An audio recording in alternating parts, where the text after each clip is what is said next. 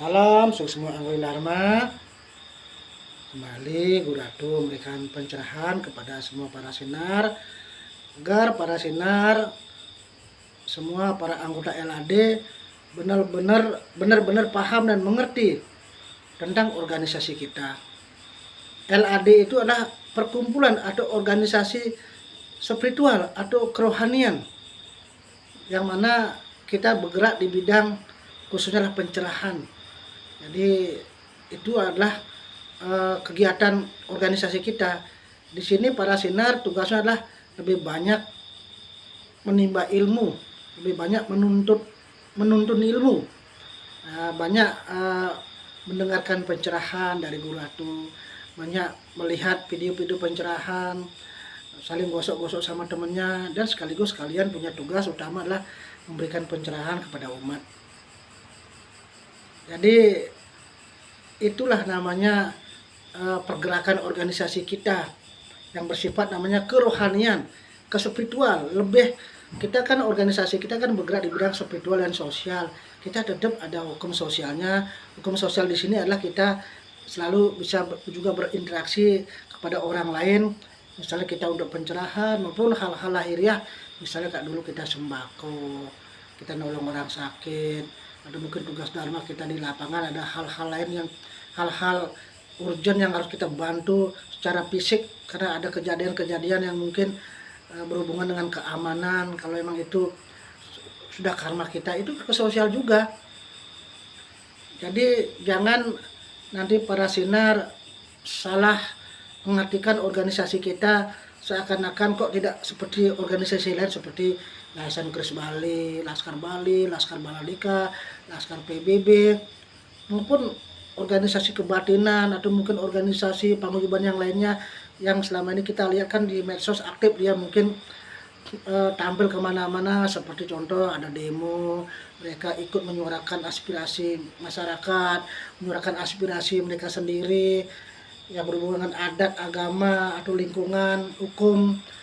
Ada juga bedah rumah, rajin, ada Yayasan Kris Bali yang sering ya ikut menyuarakan masalah adat, masalah bedah rumah, memberikan sembako, donor darah, atau mungkin memberikan ya kursi roda buat orang-orang yang mungkin lagi dia terbatas fisiknya. Jadi perbedaannya adalah visi misinya. Kalau visi misi kita kan adalah bagaimana kita mewujudkan organisasi kita ke dalam agar semua anggota bisa belajar untuk lebih menguatkan imannya, lebih memperdalam ilmu pengetahuan kerohaniannya, kan itu. Tapi kalau organisasi lain, atau yayasan kayak Kris Bali atau mungkin ormas atau mungkin paguyuban atau kebatinan atau organisasi lainnya, mereka kan kebanyakan bergerak di bidang lahir, bersifat sosial, bersifat yang lahir bersifat yang memang ke umum, entah itu adat, agama, hukum, atau persoalan sosial yang lainnya.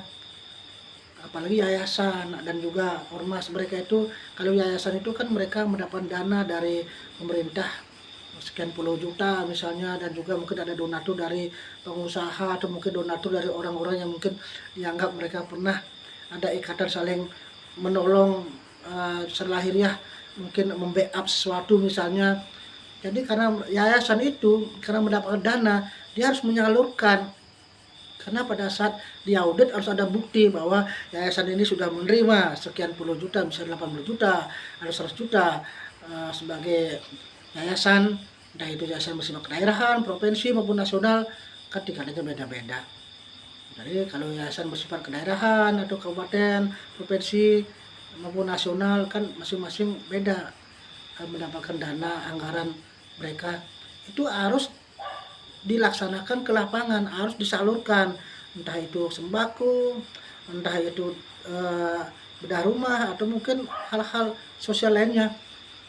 Karena mereka ada penggalian dana, ada dana yang ada di organisasi mereka, ada penggalian dana dan juga ada yang memberikan dana. Kalau kita organisasi spiritual, siapa ngasih dana?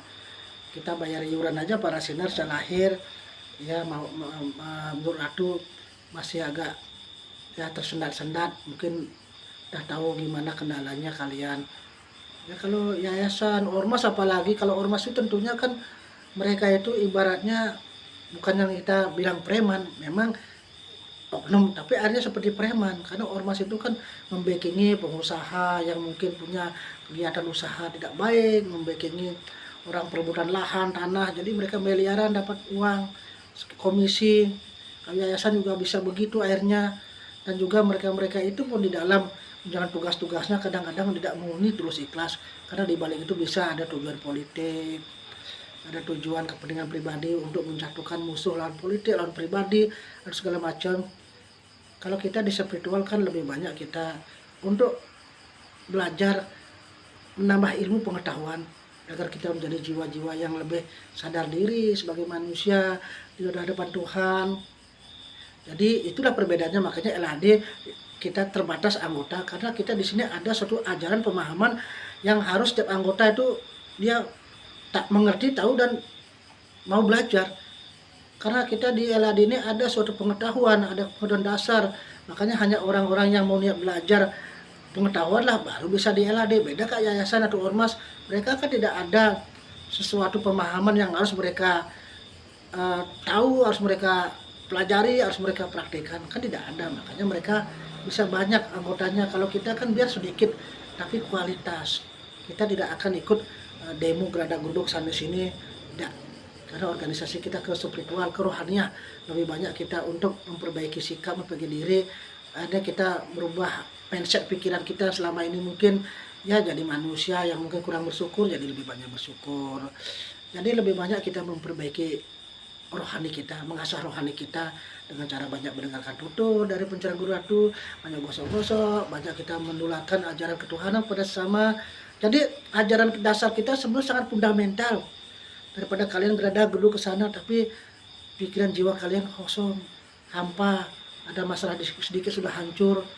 Jadi intinya kalian harus berbangga lah menjadi seorang anggota LHD yang di dalamnya ada suatu ajaran yang sangat dibutuhkan oleh umat manusia. Karena dengan dasar ajaran spiritual rohani yang bagus, jiwa kita pun akan baik. Ya, pikiran kita semakin terang, semakin baik, ucapan, perbuatan akan semakin baik. Tapi kalau kelakuan kita sudah tidak baik, itu mencirikan spiritual kita lemah, rohani kita terbatas. Ya, para senior tetap semangat, berbanggalah kalian sebagai anggota LHD, karena kalian sudah mempunyai suatu dasar-dasar pengetahuan yang baik untuk menatap hidup ke depan, menjalani kehidupan. Oke, rahayu semuanya, LHD hidup jaya merdeka, rahayu.